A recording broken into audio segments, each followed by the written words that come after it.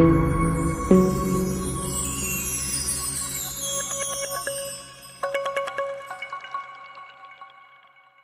गांव में टिंकू अपनी पत्नी के साथ रहता था।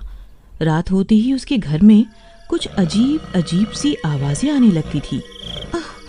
अजी सुनिए ना, देखिए ना, वो डरावनी डरावनी आवाजें फिर से आने लगी हैं। उठिए ना अजी, उठिए ना। क्या हुआ रेशमा? अजी देखिए ना, जमीन के अंदर से फिर से किसी के चीखने की आवाजें आ रही हैं। रोज रात होते ही ये आवाजें आने लगती हैं। आप कुछ कीजिए ना, इतने डर के माहौल में मैं नहीं रह सकती। ठीक है, मैं सुबह होते ही ये जमीन खुदवा कर देखता हूँ, आखिर माजरा क्या है। अभी तुम सो जाओ, रात बहुत हो गई है। फिर टिंकू सो जाता है और रेशमा डरते डरते पूरी रात गुजार देती है। फिर दिन होने पर, अरे भाई, मेरे घर में जमीन के अंदर से रात होते ही डरावनी डरावनी आवाजें आने लगती हैं। तुम मेरे साथ चलो और जमीन को खोद के देखो, आखिर माजरा क्या है। नहीं नहीं टिंकू भाई, पूरा गांव बोलता है कि तुम्हारा घर श्रापित है। तुम्हारे घर की जमीन के नीचे किसी भूत पिशाच का वास है। अगर मैंने तुम्हारे घर की जमीन खोद दी तो सबसे पहले वह चुड़ैल मेरा सर धड़ से अलग कर देगी। चल डरपोक, चल भाग यहाँ से। मैं किसी भूत प्रेत पर विश्वास नहीं करता। फिर टिंकू वापस अपने घर की ओर चल देता है। फिर रात होने पर टिंकू और रेशमा सो रहे होते हैं। तभी वो डरावनी डरावनी आवाजें आने लगती हैं और रेशमा की नींद खुल जाती है। अजी अजी उठिए ना, देखिए ना, वो आवाजें फिर से आने लगी हैं। आज आपको कुछ न कुछ करना ही होगा, नहीं तो मैं ये घर छोड़कर अपने मायके चली जाऊंगी। फिर टिंकू गुस्से में उठता है और कुल्हाड़ी से जमीन खोदने लगता है और कुछ ही देर में अपने कमरे में एक गहरा गड्ढा खोद देता है। तभी वो डरावनी आवाजें तेज हो जाती है और उस गड्ढे से बहुत तेज बदबू आने लगती है। अजी ये बदबू कैसी है? क्या हमने गड्ढा खोदकर कोई गलती तो नहीं कर दी ना? फिर टिंकू उस गड्ढे के अंदर उतर जाता है। वहाँ उसे एक औरत की लाश मिलती है। फिर वो उस लाश को अपने कंधे पर डालकर गड्ढे से बाहर निकल आता है।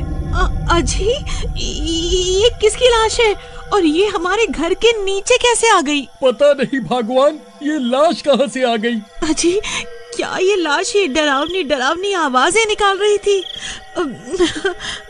पता नहीं, मुझे तो कुछ समझ नहीं आ रहा। अजी इसके चेहरे से कपड़ा हटाकर तो देखिए कि क्या पता कोई जान पहचान का हो। तुम्हारा दिमाग तो खराब नहीं हो गया? अगर कोई चुड़ैल निकली तो?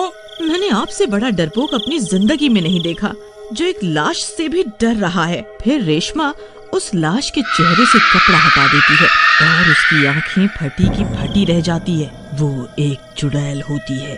अरे मर गई रे अजी, ये तो कोई चुड़ैल की लाश है। कहीं हमने इसे बाहर निकालकर कोई गलती तो नहीं कर दी? मुझे बहुत डर लग रहा है जी, कहीं ये जाग न जाए। फिर टिंकू उस लाश को उठाकर वापस गड्ढे में फेंक देता है। भगवान, हमें अब और यहाँ नहीं रुकना चाहिए। चलो जल्दी यहाँ से निकलते हैं। अरे भागो रे, अपनी जान बचाकर भागो रे। फिर जैसे ही टिंकू भागने लगता है, वो लाश टिंकू की टांग पकड़ लेती है। अरे मर गया रे। अरे प्रीतम, मेरे लिए रुको, इस कमबख्त ने मेरी टांग पकड़ ली है। अब मैं क्या करूं? अरे चुड़ैल जी, मुझे छोड़ दो। आप ये घर ले लो, हम दोनों ये घर छोड़कर चले जाएंगे। आज से आप ही इस घर की मालकिन है, बस मुझे छोड़ दो। अरे मर गया रे।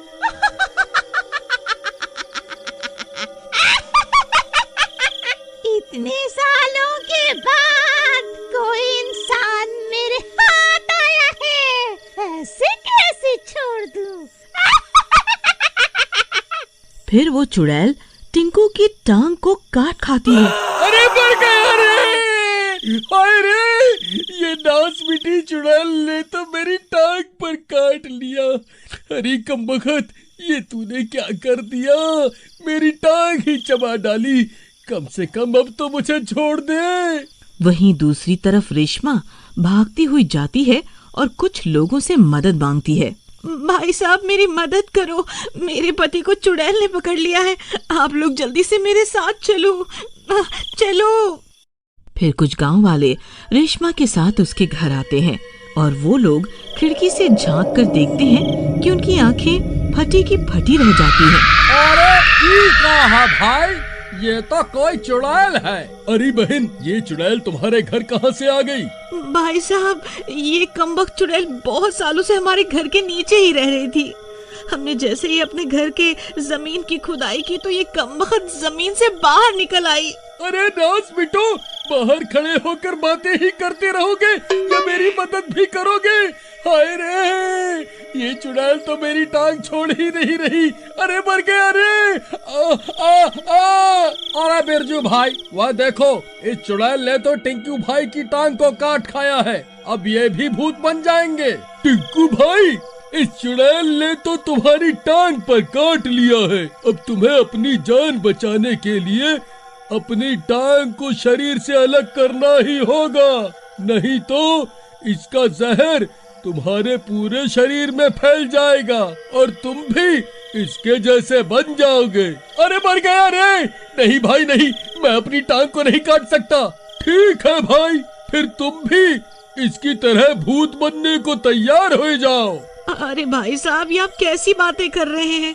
अगर ये भूत बन गए तो मेरा क्या होगा? अजी आप अपनी ये टांग काटकर खुद को इसके चंगुल से आजाद क्यों नहीं करवा लेते जी? मैं एक लूल्हे के साथ तो जिंदगी बिता सकती हूँ, लेकिन अगर आप भूत बन गए तो मेरा क्या होगा? बिरजू भाई, हमें इस घर को आग के हवाले करना ही होगा। अगर ये चुड़ैल आजाद हो गई तो पूरे गांव में कोई जिंदा नहीं बचेगा। तुम ठीक कहते हो भाई, हमें इस घर को आग के हवाले करना ही होगा। अरे नास बिटो, ये कैसी तरकीब बना रहे हो?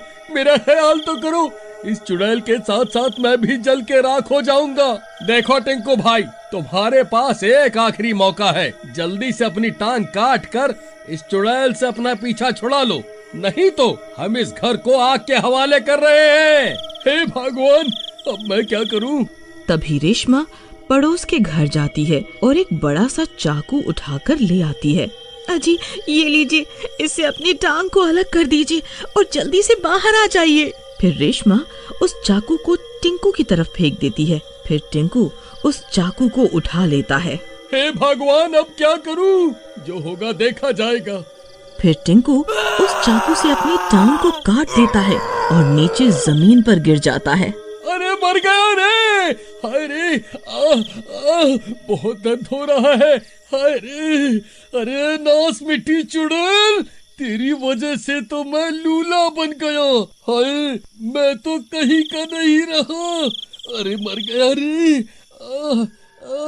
उसकी एक टांग चुड़ैल के हाथ में रह जाती है। बहुत स्वादिष्ट है, आज तो मजा ही आ गया। टिंकू भाई, जल्दी से इस घर से बाहर निकलो, हम इस घर को आग के हवाले कर रहे हैं। अरे कमबख्तो, रुक जाओ, मुझे तो बाहर आने दो। हाय, मर गया रे। हाय। फिर टिंकू जैसे तैसे लंगड़ाता हुआ घर से बाहर निकल जाता है। उसके बाहर निकलते ही गांव वाले घर को आग के हवाले कर देते हैं।